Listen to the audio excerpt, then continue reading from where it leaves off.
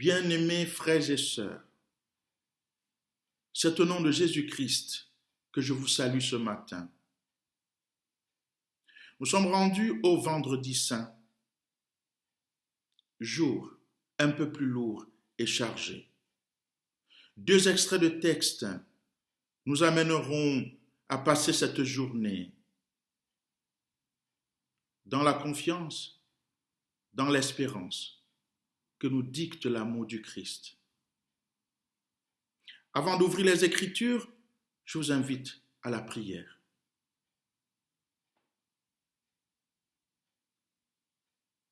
Ce matin nouveau, tu nous fais la grâce d'être compté parmi les vivants. Comment ne pas te rendre grâce, te bénir et te dire merci? Comment ne pas t'adorer, Seigneur? Nous voulons ouvrir les Écritures. Que ton Saint-Esprit nous accompagne et veille sur ton peuple qui médite ta parole. Amen. Nous lirons le psaume 22 et l'évangile selon Jean au chapitre 19, les versets 16b à 30. Psaume 22. Mon Dieu, pourquoi m'as-tu abandonné? J'ai beau rugir, mon salut reste loin. Le jour j'appelle et tu ne réponds pas, mon Dieu. La nuit, et je ne trouve pas le repos. Pourtant tu es le Saint. Tu trônes, toi la louange d'Israël. Nos pères comptaient sur toi, ils comptaient sur toi et tu les libérais. Ils criaient vers toi et ils étaient délivrés. Ils comptaient sur toi et ils n'étaient pas déçus. Mais moi, je suis un ver et non plus un homme. Injurié par les gens, rejeté par le peuple. Tous ceux qui me voient me raillent. Ils ricanent et hochent la tête. Tourne-toi vers moi, Seigneur. Qu'il le libère, qu'il le délivre, puisqu'il aime. Toi, tu m'as fait surgir du ventre de ma mère et tu m'as mis en sécurité sur sa poitrine. Dès la sortie du sein, je fus remise à toi. Dès le ventre de ma mère, mon Dieu, c'est toi. Ne reste pas si loin, car le danger est proche et il n'y a pas d'aide. De nombreux taureaux me cernent, des bêtes de bassin m'encerclent. Ils ouvrent la gueule contre moi, ces lions déchirants et rugissants. Comme l'eau, je m'écoule. Tous mes membres se disloquent. Mon cœur est pareil à la cire, il fond dans mes entrailles. Ma vigueur est devenue sèche comme un tesson. La langue me colle aux mâchoires. Tu me déposes dans la poussière de la mort. Des chiens me cernent. Une bande de malfaiteurs m'entoure. Ils m'ont percé les mains et les pieds. Je peux compter tous mes os. Des gens me voient, ils me regardent. Ils se partagent mes vêtements et tirent au sort mes habits. Mais toi, Seigneur, ne reste pas loin. Ô ma force, à l'aide, fais vite. Sauve ma vie de l'épée et ma personne des pattes du chien. Arrache-moi à la gueule du lion et aux cornes des buffles. Tu m'as répondu. Je vais redire ton nom à mes frères et sœurs et te louer en pleine assemblée. Vous qui craignez le Seigneur, louez-le. Vous tous, race de Jacob, glorifiez-le. Vous tous, race d'Israël, redoutez-le. Il n'a pas rejeté, ni réprouvé un malheureux dans la misère. Il ne lui a pas caché sa face. Il a écouté quand il criait vers lui. De toi vient ma louange. Dans la grande assemblée, j'accomplis mes vœux devant ceux qui le craignent. Les humbles mangent à satiété. Ils louent le Seigneur, ceux qui cherchent le Seigneur. À vous, longue et heureuse vie. La terre tout entière se souviendra et reviendra vers le Seigneur. Toutes les familles des nations se prosterneront devant sa face. Ô Seigneur, la royauté, il domine les nations. Tous les heureux de la terre ont mangé, les voici prosternés. Devant sa face se courbent tous les moribonds. Il ne les a pas laissés vivre. Une descendance servira le Seigneur. On parlera de lui à cette génération. Elle viendra proclamer sa justice et dire au peuple qui va naître ce que Dieu a fait. L'herbe sèche, la fleur fane et tombe, mais ta parole, Seigneur, demeure vérité. Amen. Dans l'Évangile selon Jean, chapitre 19, les versets 16b à 30, il est écrit: c'est alors qu'il le leur livra pour être crucifié. Ils se saisirent donc de Jésus. Portant lui-même sa croix, Jésus sortit et gagna le lieu dit du crâne, qu'en hébreu on nomme Golgotha. C'est là qu'ils le crucifièrent ainsi que deux autres, un de chaque côté et au milieu Jésus. Pilate avait rédigé un écriteau qu'il fit placer sur la croix. Il portait cette inscription: Jésus le Nazaréen, le roi des Juifs. Cet écriteau, bien des Juifs le lurent, car l'endroit où Jésus avait été crucifié était proche de la ville et le texte était écrit en hébreu, en latin et en grec. Les grands prêtres des Juifs dirent à Pilate: n'écris pas le roi des Juifs, mais bien cet individu a prétendu qu'il était le roi des Juifs. Pilate répondit: ce que j'ai écrit, je l'ai écrit.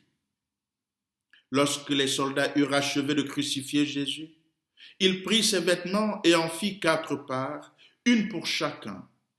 Restait la tunique, elle était sans couture, tissée d'une seule pièce depuis le haut. Les soldats se dirent entre eux: ne la déchirons pas. Tirons plutôt au sort à qui elle ira, en sorte que soit accomplie l'écriture. Ils se sont partagés mes vêtements et ma tunique, ils l'ont tirée au sort. Voilà donc ce que firent les soldats. Près de la croix de Jésus se tenait debout sa mère, la sœur de sa mère Marie, femme de Clopas et Marie de Magdala. Voyant ainsi sa mère et près d'elle le disciple qu'il aimait, Jésus dit à sa mère: femme, voici ton fils. Il dit ensuite aux disciples: voici ta mère. Et depuis cette heure-là, le disciple l'a pris chez lui.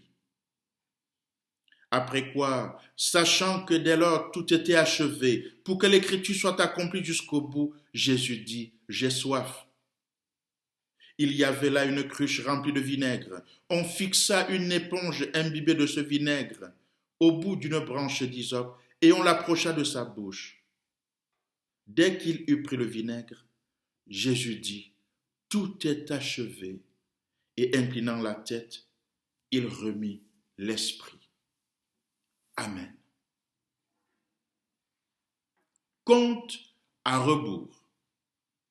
Lundi, mardi, mercredi, jeudi, vendredi.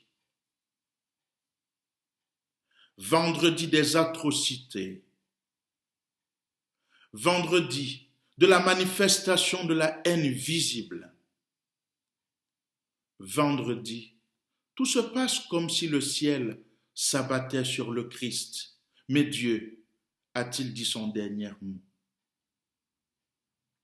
Peuple de Dieu ici rassemblé. La version du récit de la crucifixion de Jean qui nous est proposée ce vendredi saint est certainement la plus épurée parmi les 4 versions des évangiles. Le récit est sobre et use au minimum d'éléments dramaturgiques. Nous sommes tellement habitués à écouter le récit de la crucifixion de Jésus au point où la première notion que nous y associons est celle du sacrifice que le Christ consent pour nous. Il est mort pour que nous soyons sauvés, avons-nous l'habitude de dire. Cette compréhension sacrificielle du vendredi saint a profondément marqué la tradition chrétienne, rendant ainsi difficile d'accepter la version de l'évangéliste Jean, qui est un peu différente. Ce récit nous surprend parce qu'il ne parle ni de sacrifice ni de don de soi, mais de la condamnation et de la mort d'un juste. Pilate dira, « Vous devez savoir que je ne trouve aucun motif d'accusation contre lui. » Fin de citation. Mais sous la pression des Juifs, il va le livrer. C'est la mort d'un juste à qui l'on a fait payer le prix de sa loyauté et de sa fidélité à Dieu.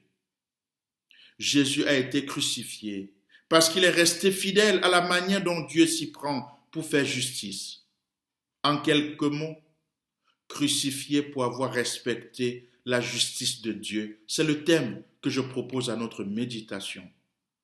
Crucifié pour avoir respecté la justice de Dieu. Frères et sœurs, pouvons-nous imaginer combien subissent des épreuves, combien meurent, combien sont congédiés de leur travail, combien sont rejetés de leur famille, menacés, humiliés pour la vérité et la justice qu'ils proclament? Quel est le sens de la parole de Dieu dans ces situations diverses? Dans ce récit, nous pouvons envisager quelques éléments principaux. D'abord, l'inscription de Pilate faite en 3 langues est placée au-dessus de la croix. Pilate refuse de le modifier, affirmant par là même que Jésus ne prétend pas, mais il est véritablement le roi des Juifs. Quelle cohérence et quelle authenticité! 3 paroles de Jésus sont incluses parmi le cycle des 7 dernières paroles.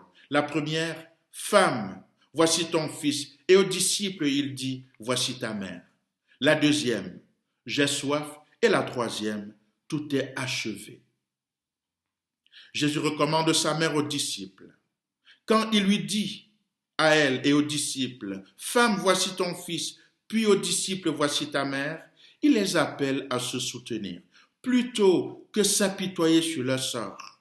Consoler les autres, comme si la manière d'être consolé était encore de consoler. Oui, nous ne sommes pas là en ce jour crucial pour pleurer et nous apitoyer, frères et sœurs. Ce serait comprendre l'évangile à l'envers.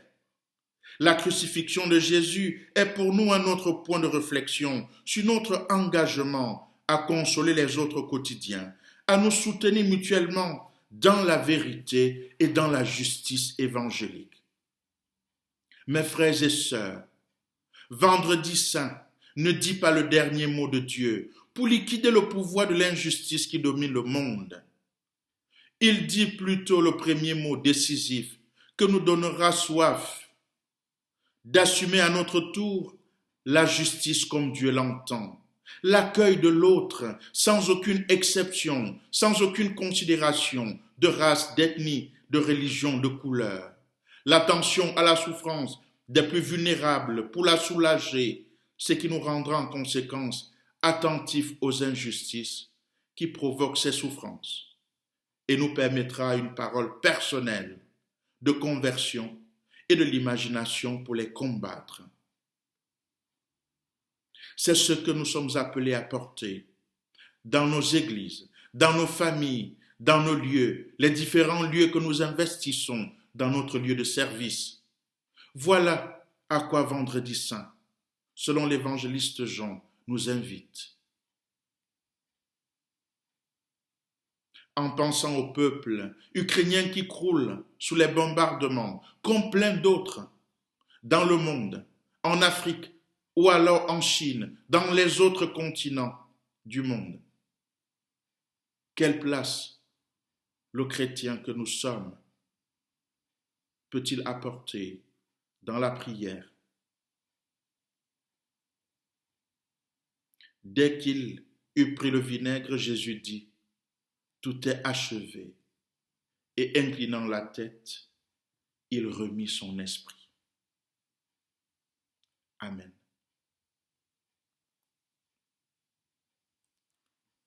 Nous chanterons, pour continuer notre méditation de ce vendredi, un chant de Thésée. Nada te turbe, nada te espante. Quien a Dios tiene, nada le falta. Nous le chanterons ensemble. Bonne journée.